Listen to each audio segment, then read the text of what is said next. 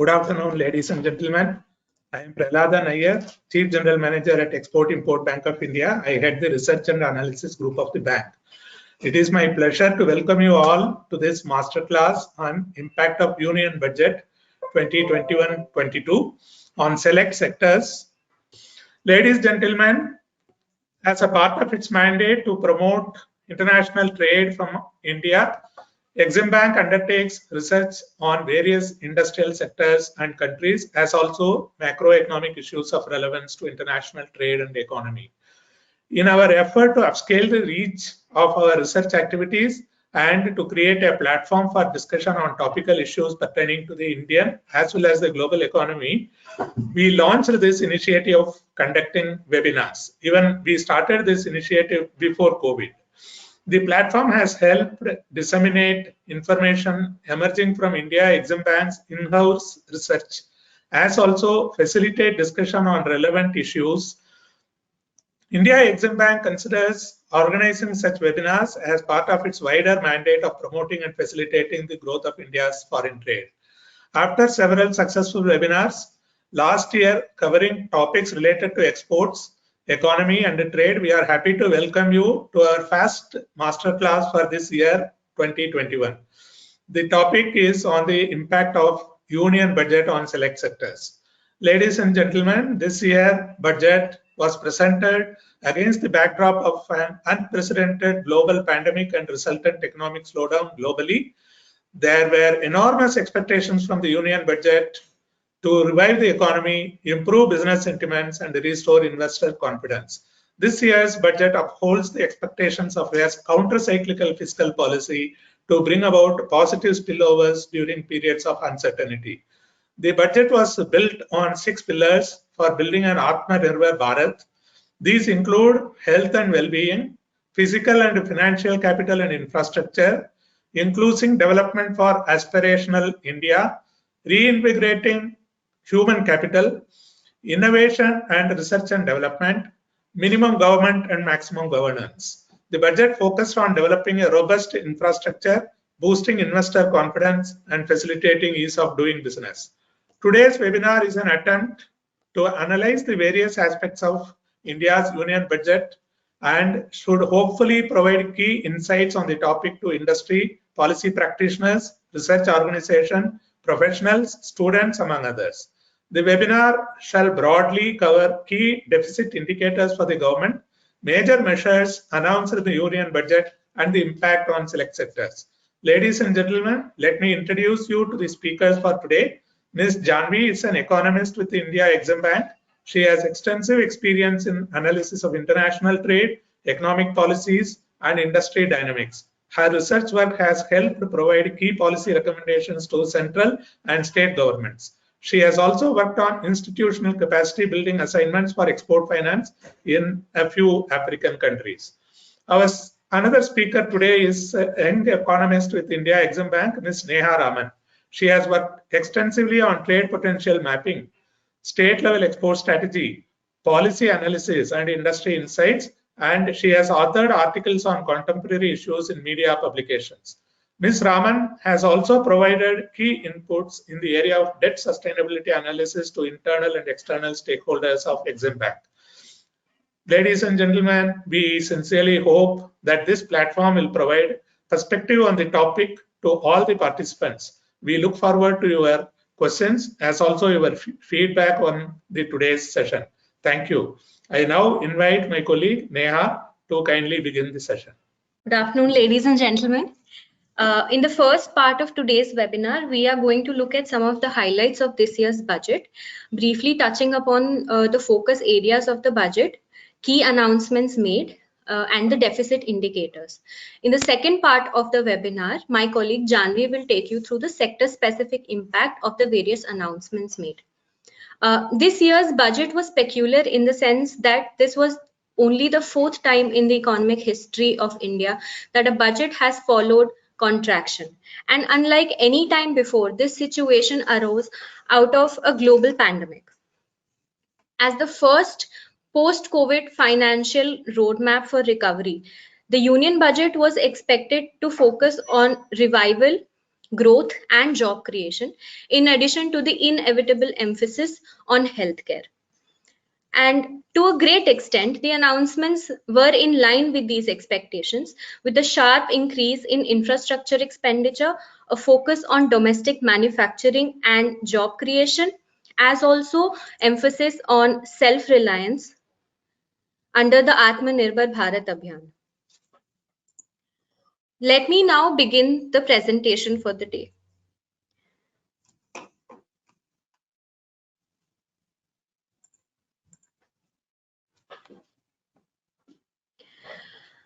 The key budget proposals this year rest on 6 pillars of Atmanirbhar Bharat, namely health and well-being, physical and financial capital and infrastructure, inclusive development for aspirational India, reinvigorating human capital, innovation and R&D, minimum government and maximum governance. Health and well-being was the key focus in the first phase of the budget.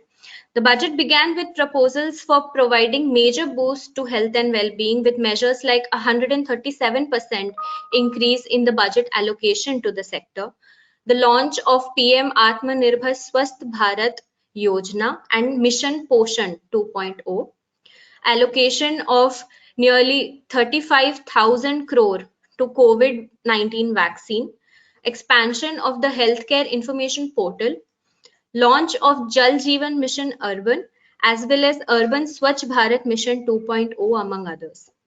The budget has also focused on prioritizing job creation through incentivizing investments by way of a boost in infrastructure, as well as several sector-specific measures like setting up of textile parks, fishing hubs, fintech hubs, allowing one-person companies to grow without restriction in order to benefit startups, among others. With an undercurrent of economic stimulation, there have been several proposals for the financial services sector also. This includes setting up of a development finance institution to finance infrastructure projects, capital infusion of 200 billion rupees for public sector banks, improving access to credit, and setting up of new asset reconstruction company and asset management company to take over stressed assets of the banks, relaxation in investment limits to 74% in insurance sector, privatization of 2 PSBs and a general insurance company, among others. Another important proposal in the financial sector is the consolidation of the provisions of SEBI Act, Depositories Act, Securities Contracts Regulation Act, Government Securities Act into a rationalized single securities market code. Under the pillar of infrastructure development, there has been an increased focus on infrastructure financing, given the expansion of the national infrastructure pipeline to include 7,400 projects, up from 6,835 projects earlier. Some of the key proposals in this regard included, as I mentioned earlier, the setting up of a DFI in the infrastructure financing area, debt financing of Infrastructure Investment Trust (InvITs) and Real Estate Infrastructure Trust by foreign portfolio investors by amending laws suitably, capital recycling for investing in new infrastructure by monetizing operating public infrastructure assets under the National Monetization Pipeline, among others. While these measures for improving infrastructure are welcome, the success of these measures and that of the new institutional arrangement critically rely on the resolution of the many prevailing issues in the sector. It is also important to address issues plaguing the success of earlier instruments like the long-term infrastructure bonds and dedicated financial institutions like the Dedicated Freight Corridor Corporation of India, which was created solely for infrastructure financing. Apart from these measures, several proposals for strengthening transport infrastructure have been announced in the budget. The government also continued to prioritize clean energy transition in line with the measures announced in the previous two budgets as well, with proposals like increased allocation to renewable energy, proposals for increasing investments in grid infrastructure, and support to domestic solar industry. The budget has also displayed increased focus on air quality and urban mobility. As regards inclusive development, for aspirational India, some of the key focus areas included support for MSMEs, which involved doubling the allocation to the Ministry of MSME, and enhanced agriculture credit target, as well as enhancing the allocation to the Rural Infrastructure Development Fund and Micro Irrigation Fund. Measures also included gig workers and migrant laborers under the ambit of centrally sponsored schemes under the inclusive agenda. Apart from these, the budget also focused on improving ease of doing business through a number of proposals. This include addressing issues related to dispute resolution, measures for rationalizing procedures and easing compliance, tax incentives for IFSC, etc. Some of the key proposals included the setting up of a mechanism for quick resolution of contractual disputes, strengthening the NCLT system, adoption of e-courts, setting up of an alternative mechanism for debt resolution, decriminalizing Limited Liability Partnership Act, setting up of a faceless dispute resolution mechanism for small taxpayers, increase in threshold for tax audit, measures to remove issues in GST and address issues such as inverted duty structure and duty rationalization and other custom duty related measures to aid the domestic industry. In the second part of this webinar, as I mentioned earlier, my colleague shall explain in detail the sector-specific impact of some of these key measures. Now, coming to the deficit indicators. This year's budget quite openly depicts the government's expansionary intent to support the economic recovery, and justifiably so. It is a known fact that public expenditure as well as public investments have the potential to generate greater positive spillovers on the economic activities, particularly during turbulent times like this. In fact, a study by IMF highlights that during periods of uncertainty, an increase in public investment by 1% of GDP can boost GDP growth by 2.7%, private investments by nearly 10%, and employment by 1.2%, given that the investments are of high quality. But the pandemic has not only resulted in economic contraction, but also has significantly affected public finances. With a shrinking economy and dropping revenues, fiscal deficit as per revised estimates of FY21 has almost tripled to reach 9.5% of GDP, up from the budgeted fiscal deficit target of 3.5% of GDP. Primary deficit, which is fiscal deficit minus interest payments, has also increased by more than 5-folds from its budgeted target to reach 5.9% of GDP. Government's receipts under tax revenues, non-tax revenues, as well as non-debt capital have fallen short of their respective budgeted targets.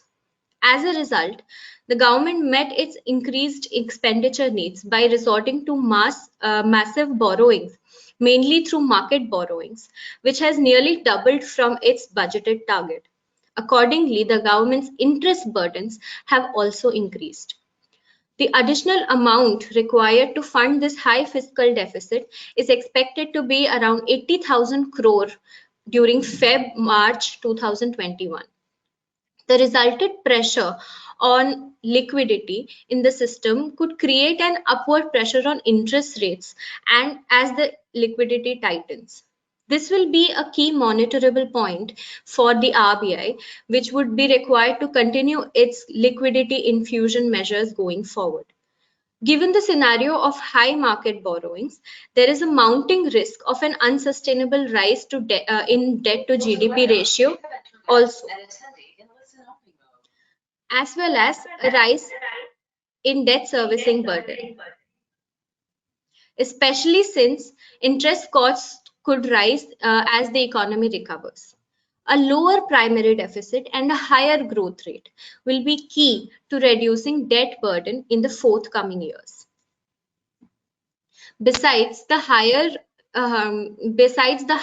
than expected fiscal deficit, the target for FY22 is also pegged realistically high at 6.8% of GDP, keeping in mind that the expenditure on vaccine rollout and capital expenditure will also remain high.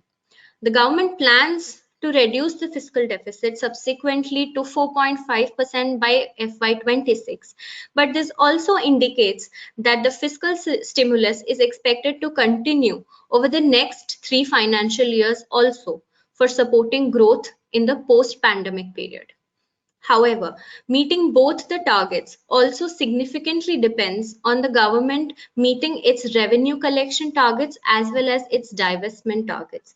While tax collection is set to rebound with economic recovery, past experience indicates that the performance on the divestment front has rather been below par.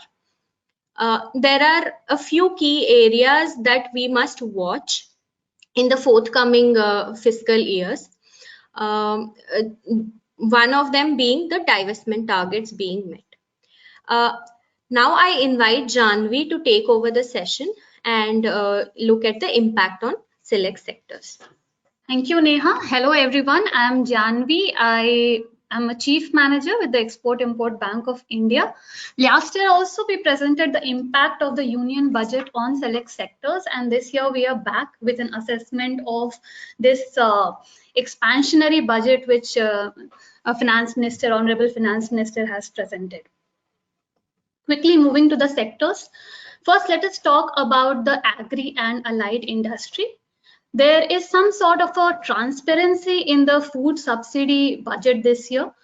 If we look at the revised estimate for the fiscal year 2020-21, it is 3.66 times that of the budgeted figure for 2020-21. This is because almost all borrowings of the Food Corporation of India have been cleared and put in the budget. This is a commendable step as far as the budget transparency is concerned. The food subsidy allocation for the upcoming fiscal year 2021-22 is lower than the revised estimate for 2020-21. If we look at specifically the fertilizer subsidy, there has been no radical reform as such in the fertilizer subsidy regime, and the fertilizer subsidy is pegged to increase by 12% vis-a-vis the budget estimate of FY21. Although it is lower than the revised estimate for FY21. The agricultural credit has also been consistently increasing over the years, and the target is up by 10% this year to rupees 16.5 lakh crore. Agricultural and rural infrastructure has also received some focus. There is a 34% increase in allocation to the Rural Infrastructure Development Fund, which is maintained by NABARD. The micro irrigation fund allocation has also been doubled.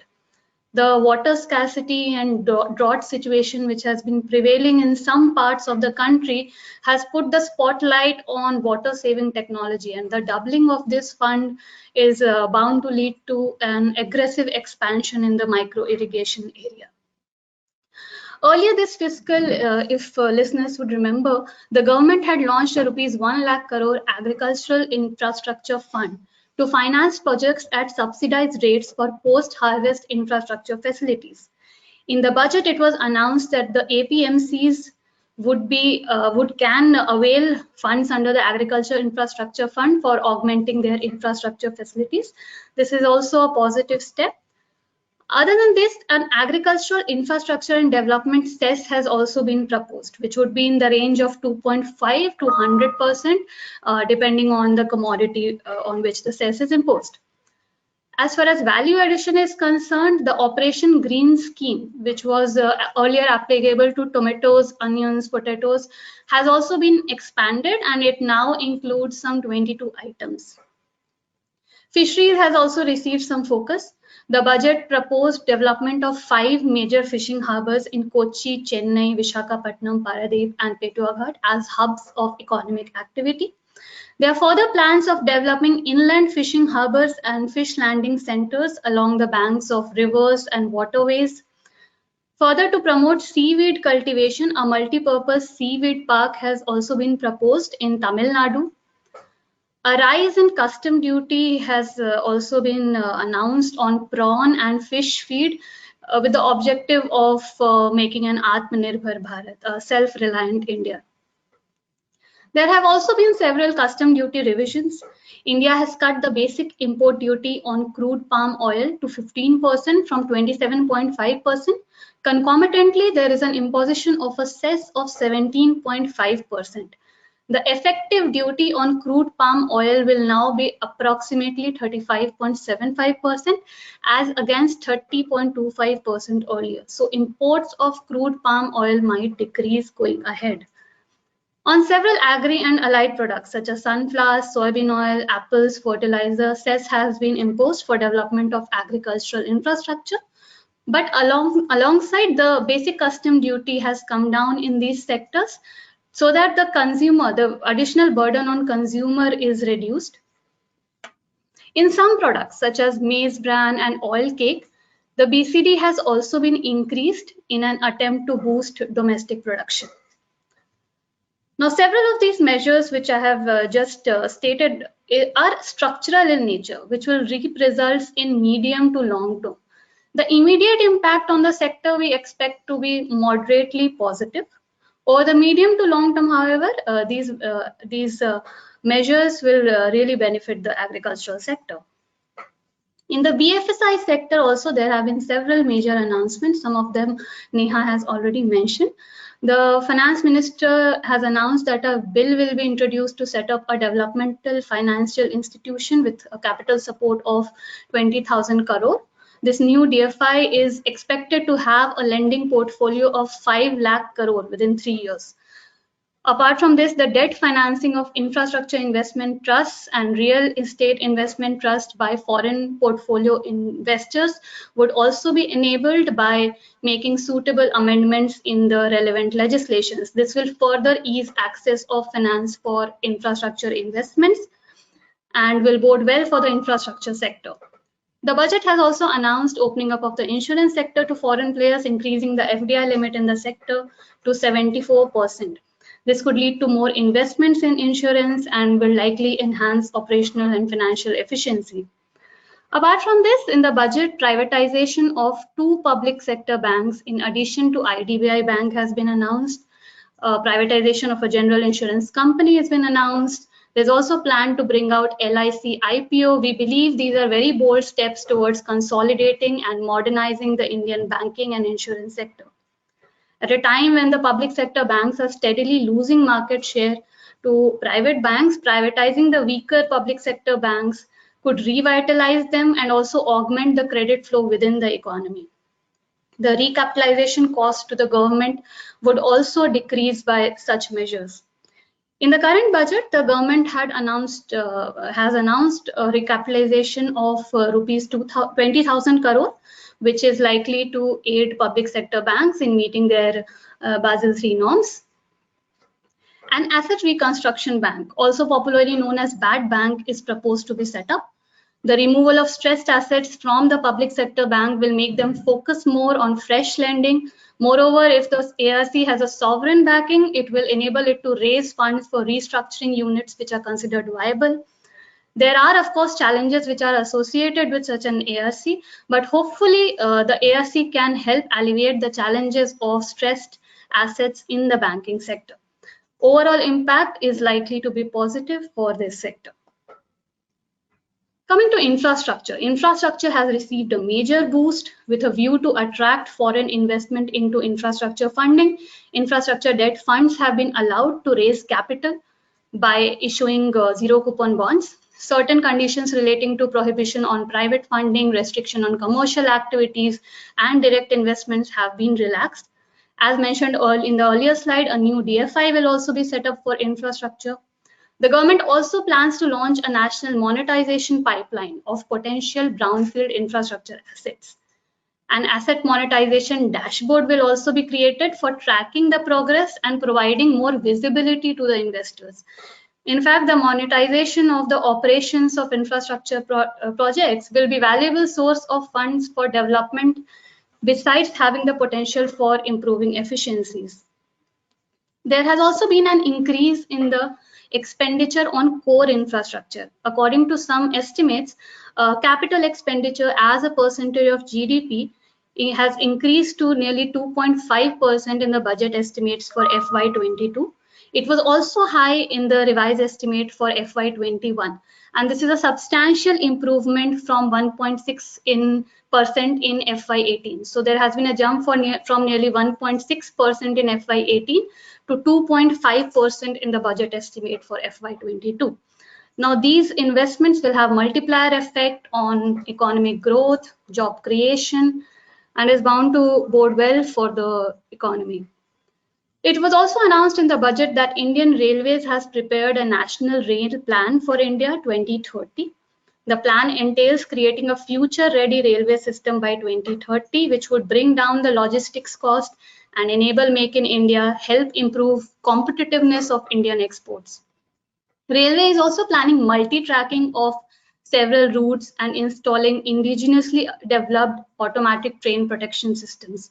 New highway projects have also been announced in several states such as Tamil Nadu, West Bengal, Kerala, and Assam. It was further announced that 7 projects worth rupees 22,000 crore will be offered by major ports on PPP mode. So clearly a lot of investment has gone into transportation infrastructure as well. As far as urban infrastructure is concerned, metro line extension projects have been announced in 4 cities. A new scheme will be launched at a cost of rupees 18,000 crore to also support the augmentation of public bus transportation system. The public bus transportation scheme which has been announced will facilitate deployment of innovative PPP models to enable private sector players to finance, acquire, operate, and maintain over 20,000 buses. The budget has also extended tax concessions for investment in affordable housing and tax holiday for affordable housing projects. There are also benefits announced for first-time home buyers. However, one negative is that the allocation under PM Awas Yojana, which is basically a program to assist people in building Pakka homes in rural areas, has reduced as compared to the revised estimates of FY21. In spite of this, the overall outlook, the overall impact on the sector from the budget is positive. Textile has also received some focus. The Honorable Finance Minister announced the plan of launching a mega investment textiles parks scheme to attract investment and drive employment in India's textile industry. We believe that setting up of the 7 textile parks in the next 3 years, in addition to the recently announced PLI scheme for technical textiles and man-made fibers, would bode well for improving competitiveness of the textile sector and also for promoting exports. There are some custom duty revisions as well in the textile sector. Import duty in inputs for man-made fibers has been reduced from 7.5% to 5%. This is a positive step and would boost the production for man-made textile manufacturers as their raw material cost will come down. On the other hand, import duty on cotton has been raised from 0 to 10%, which may not be very good news for the industry, particularly since there is a very large share of cotton-based manufacturing in India. The allocation for certain schemes such as the Amended Technology Upgradation Fund scheme and the National Handicraft Development Program is also lower than the budget estimate for FY21. So the overall impact on the sector we feel is neutral, although there are some positive some positives in form of textile park, but the import duty which has been raised on cotton and some of the budget cut which has been on certain essential schemes makes us feel that the overall impact will probably be neutral on the sector. Coming to healthcare, there were a lot of expectations in the budget for this sector, and the government has delivered. The budget allocation for Department of Health and Family Welfare, Department of Health Research, Ministry of Ayush, and Department of Drinking Water and Sanitation has increased in the budget estimate for FY22 compared to the budget estimate in FY21. Overall spending on healthcare has increased by more than 100%, in fact, to be exact, by around 137%. Rupees 35,000 crore has been allocated for COVID vaccines in FY22, which is likely to benefit the manufacturers. The launch of Atmanirbhar Swasth Bharat Yojana will strengthen primary, secondary, and tertiary healthcare infrastructure and help create new institutions. Especially at the grassroots level, it will strengthen the healthcare infrastructure and services. But a closer examination of the rise in budgetary allocation indicates that even with the increased allocation, the healthcare expenditure as percentage of GDP in India comes to around 1.6% of the GDP. This is low as compared to countries such as Brazil, where it is 9.2% public health expenditure as percentage of GDP, South Africa 8.1%, Russia 5.3%, and China 5%. Moreover, if we exclude the spending on vaccines and drinking water and sanitation, the overall healthcare expenditure increased by only about 27% in this budget. Further, there were no new schemes to provide a boost to the pharma industry in the short run. The budget, we feel, overall will have a moderately positive impact on the healthcare related sectors. In the energy sector as well, there have been a lot of announcements to save loss-making electricity distribution companies, DISCOMs. The budget provided for a reforms-based and results-linked scheme with an outlay of about 3.06 lakh crore rupees over 5 years. This amount will assist DISCOMs in infrastructure creation, including providing prepaid smart metering, feeder separation, and upgrading systems. The new scheme will also help DISCOMs improve their operational efficiency and reduce aggregate technical and commercial losses, AT&C losses. But we must realize that this is only one part of the challenge with DISCOMs. The other reason most DISCOMs are loss-making is the gap between their average cost of supply and average realizable revenues. State governments, which most often control most DISCOMs, often subsidize electricity to consumers, and there is a delay in the release of the subsidy amount or the bill payments, which leads to this gap, ACS-ARR gap. So while the scheme can address the AT&C losses, it cannot really address the ACS-ARR gap.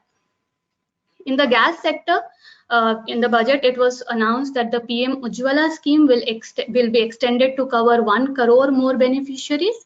City gas distribution network would cover 100 more districts. A gas pipeline project is also proposed to be taken up in Jammu and Kashmir. Another key announcement by the government includes an independent gas transport system operator, which will be set up for facilitation and coordination of booking of common carrier capacity in all natural gas pipelines on a non-discriminatory open access basis. So in the gas sector, there are several positive measures which have been taken. If we look at the oil sector, the petroleum subsidy has reduced from nearly 41,000 crore to around 13,000 crore this year. This could be largely on account of reduced government support for domestic LPG cylinders and a stable trend in oil prices. Government also plans on privatization of BPCL during the next FY.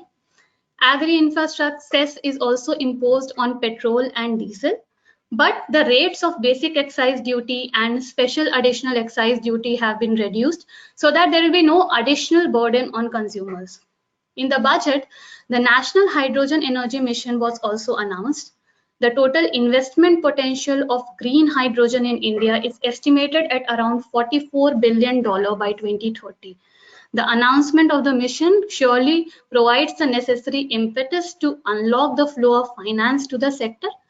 However, there is currently no clarity on the policy or its implementation, so we'll have to await further information on this to ascertain how much of an impact this would have on the energy sector. But it is definitely a step in the right direction. As far as other renewable energy sources are concerned, there was an increase in customs duty on imported solar inverters and lanterns. This will have a positive impact on domestic manufacturing, but might have an adverse impact on solar project costs.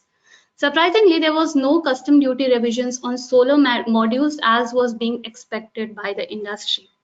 There has been a rise in allocation for Solar Energy Corporation of India, Indian Renewable Energy Development Agency, and grid connected solar programs of the central government. There are some positives in the sector, but the overall impact is likely to be neutral to moderately positive. In the auto and auto component sector, a voluntary vehicle scrapping policy has been announced to phase out old and unfit vehicles. Vehicles would undergo fitness tests in automated fitness center after 20 years in case of personal vehicles and after 15 years in case of CVs, commercial vehicles. But the policy is voluntary in nature and there is no incentive for scrapping. So the policy may not be enough for transporters to scrap their commercial vehicles. There have been custom duty revisions in the sector. Increase in custom duties on auto parts will boost manufacturing of these auto parts in the country.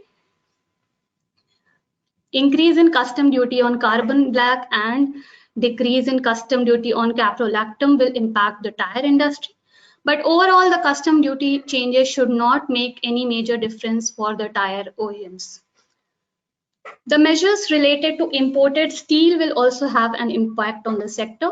Reduction in customs duty on some steel grades and revoking of countervailing duty and anti-dumping duty on certain steel products would benefit the automotive industry. There is also some sort of a demand push.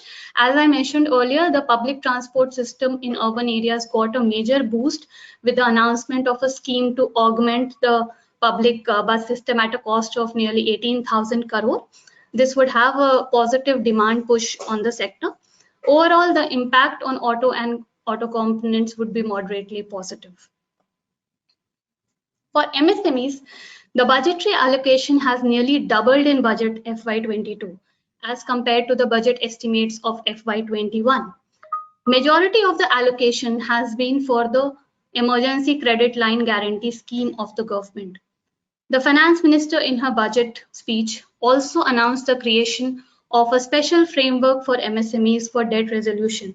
However, the Honorable Finance Minister did not inform about the details of this framework and it is currently not available. We'll have to await the details. As we have mentioned earlier as well, there have been substantial reduction in custom duty across sectors like steel, plastic, copper, chemicals, textiles, which will support cost reduction of MSMEs and help enhance their competitiveness. The budget also proposed revising the definition of small companies by enhancing the paid up capital base from the existing limit of rupees 50 lakh to rupees 2 crore and the turnover threshold from 2 crore to 20 crore. The move is likely to get more companies under the small category and benefit them in terms of the compliance requirements and also facilitate ease of doing business. Overall impact for MSMEs is likely to be positive. In the gems and jewelry sector, there is a reduction in custom duty on gold and silver, gold durbar, silver durbar, platinum, palladium, precious metal coins, and scraps, but this will be partially offset by the agricultural infra cess. But the industry experts, the council feels that there may be some rationalization of import duty on gold and silver in spite of the agricultural infra cess, which will improve the export competitiveness of the gems and jewelry sector. Further, the Honorable Finance Minister also announced setup of a new SEBI-regulated gold exchange. It would ease marketability and sale of gold and help make the sector more organized. There has also been an increase in customs duty on synthetic cut and polished stones, and cubic zircon to 15%, which will help domestic producers of these items. Overall, we feel this sector will have moderately positive impact. In chemical and allied sector, duty rationalization of inputs, especially naphtha, will bode well for value-added products and specialty chemicals. The duty on naphtha has been reduced from 4 to 2.5%, which is positive as it is an important feedstock for various organic chemicals. This reduction will address the inverted duty structure issue, which has been often raised by the industry. Denatured ethanol will also attract now 5% basic custom duty with the removal of exemptions in this area. This will have an impact on ethanol-based industries. Carbon black, bisphenol A, epichlorohydrin, on these products, the duty has been increased to 7.5%, and this will have an impact on end user industries like rubber, tire, toner, pharma, agro intermediates, among others. Withdrawal of duty exemption on imports of leather goods could give a push to domestic leather goods industry, particularly MSMEs, which have also received several other incentives in the budget. Impact on the leather industry is expected to be positive. Electronics, if we see, in the electronics sector, again, there have been several custom duty revisions. Custom duty has been raised on parts and components of mobile phones. Further, concessional rate of basic custom duty on ink cartridges, ribbon assembly, ribbon gear assembly, ribbon gear carriage for use in printers or for computers has been withdrawn. These measures, these basic custom duty revisions, will have a positive impact on the domestic industry. In the steel sector, revoking anti-dumping duty and countervailing duties on imports of steel and its products may affect the price competitiveness of domestic producers, particularly given that there is an import dependence on China, which was already high in select products. Custom duty reduction on flat, long, and semi-finished steel, as also steel scrap, is also likely to hamper the competitiveness of select players in the industry. Overall impact is negative for the sector. In the machinery and parts sector as well, there have been several custom duty changes which will promote domestic manufacturing. The boost to infrastructure will also have positive spillovers on this sector. In the tourism sector, the outlay in the budget has in fact decreased, and this was one sector which was particularly affected by the COVID crisis and needed support. So the overall impact on tourism sector is negative. In the shipping sector, to promote flagging of merchant ships in India, the budget announced the launch of a subsidy support scheme of rupees 1624 crore, 1624 crore to Indian shipping companies in global tenders floated by the ministry and CPSEs over 5 years. The scheme will encourage local shipping companies to purchase vessels and participate in the government's global tenders. The subsidy may offset the high financing cost and the 5% custom duty on imports of ships and enhance the competitiveness of local firms vis-a-vis the foreign flagged vessels. It was also proposed to double the ship recycling capacity by 2024. It was announced that efforts will be made to bring more ships to India from Europe and Japan, as around 90 ship recycling yards in Gujarat have already achieved HKC certificates, which is the Hong Kong International Convention compliant certificates. Overall impact on shipping is also likely to be positive. Thank you very much for listening to us, for listening to the presentation. We can now take the Q&As. We will now be taking the questions. If you have any questions, you can ask us. We already have some questions coming in. Okay, there is one question which says, which is by Anand. In one sector, raising duty you say has positive effect and in others negative. What is the rationale? So, like for example, I mentioned in case of steel, while raising duty on, reducing duty in steel may impact the domestic manufacturers, but it will be very useful to other engineering goods player or machinery players or automotive players who will be using this as a raw material. So, the duty changes may have a positive effect on others or a negative effect on others. So it really depends whether it is a raw material for an industry or what is the nature of the change which is happening.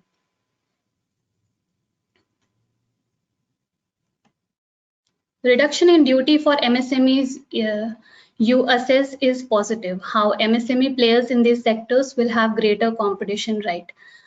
So if you see the products in which the duty has been reduced, these are products which feed into other products, which feed into other finished and intermediate products. So the reduction in duty in these products will really fuel the ambition of Atmanirbhar Bharat, will really contribute to the self-reliant India vision which we have. So the government, keeping in mind the impact of the reduction in duty on the domestic industry, has made the basic custom duty changes.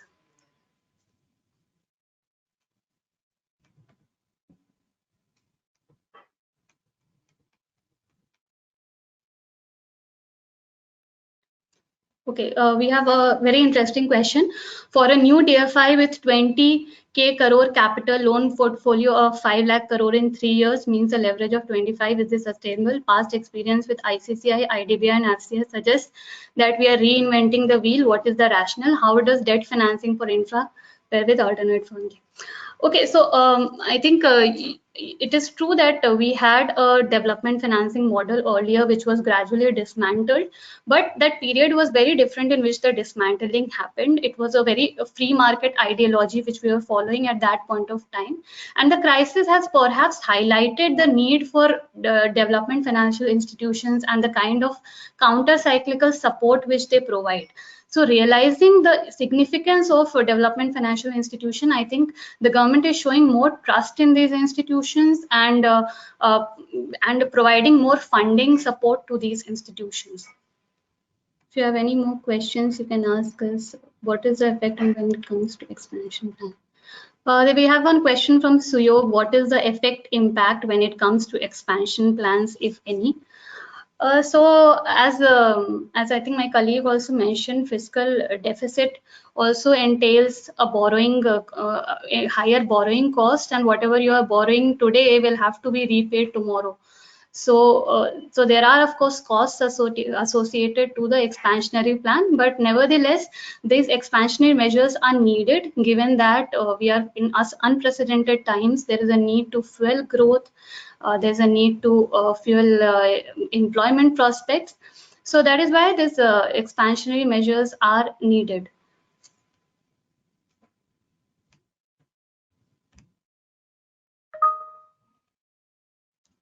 I would like to inform that the presentation will be shared with all the participants after the presentation is over.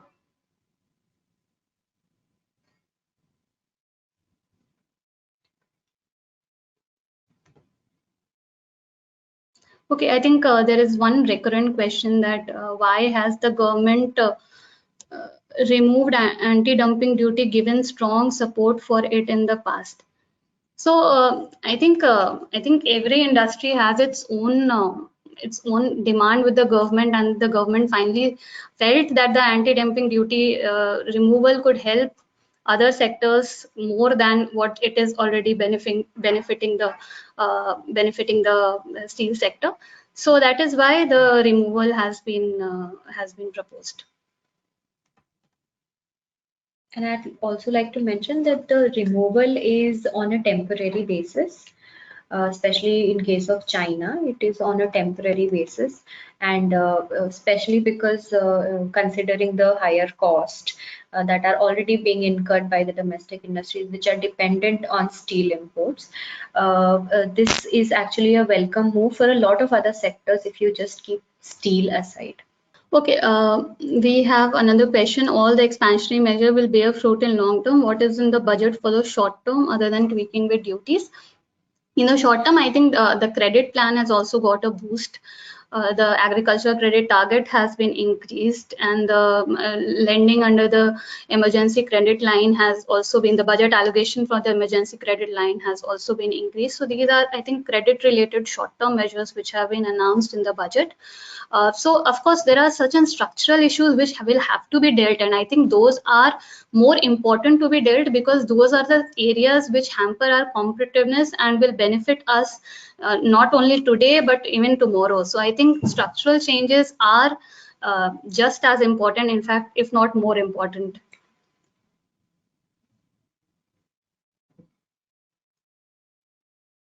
Can you please give a guidance on inflation given the boost on infrastructure spending? Of course, with an increase in spending, there is an inflation spiral as well.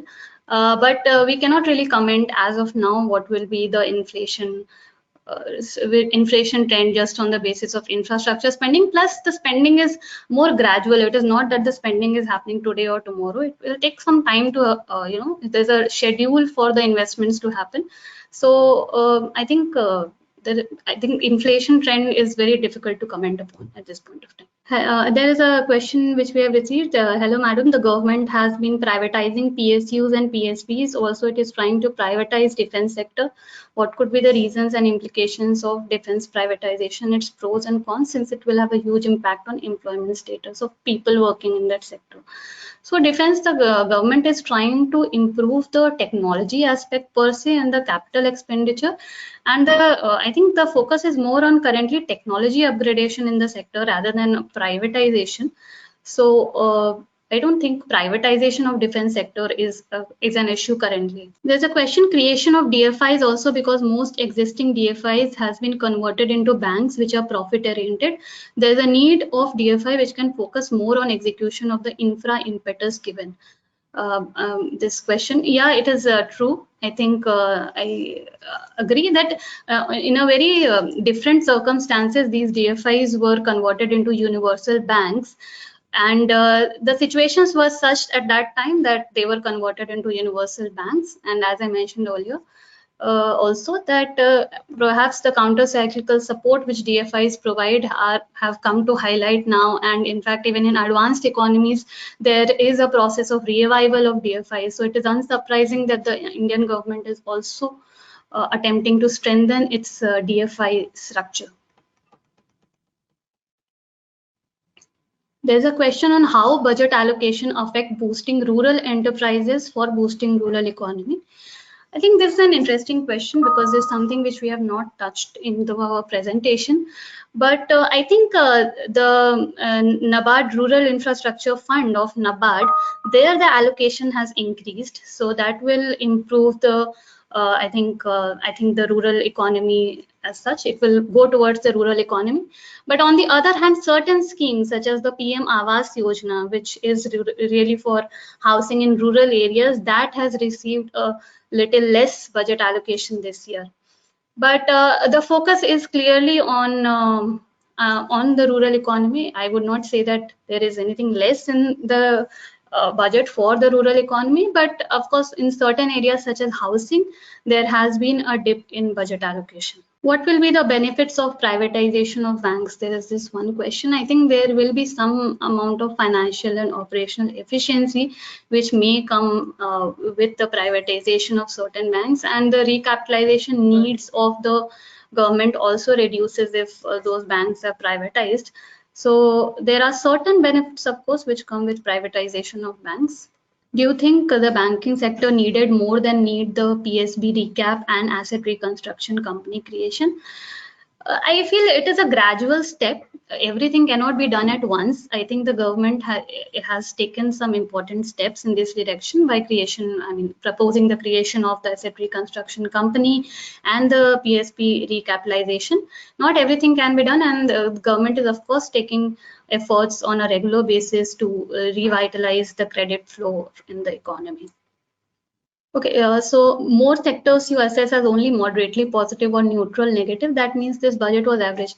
No, I don't think that is true, because in a lot of sectors we have said that it is a positive move, and in most of the sectors where we have even said neutral, there are certain positives. But there are also certain areas which we are not very clear about. For example, the hydrogen mission which has been announced. The policy and the implementation is currently not clear. So that is why, so those are some of the things why we have given a neutral outlook to the sector. And moderately positive also, like I explained in the case of healthcare, the healthcare spending has increased by a lot. But perhaps there were certain areas which the government could have really worked upon more. So that is why we have given a moderately positive out for those sectors. But overall, the budget was I think the budget was as per expectations. It was even better than expectations, because there has been a lot of expansionary support which has come in the budget.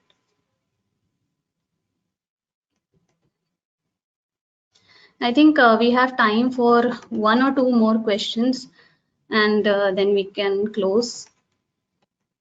If there are no more questions, I think we can close the session. Will there be any benefits for the textile spinning industry from the proposed textile parks? The details of it is awaited right now. It has been announced in the budget, but we will await the details before we can tell if any specific segment can benefit. I think we can close this session. Thank you everyone for joining us. We will see you next year again with an impact analysis of the union budget. Thank you for being with us. Thank you.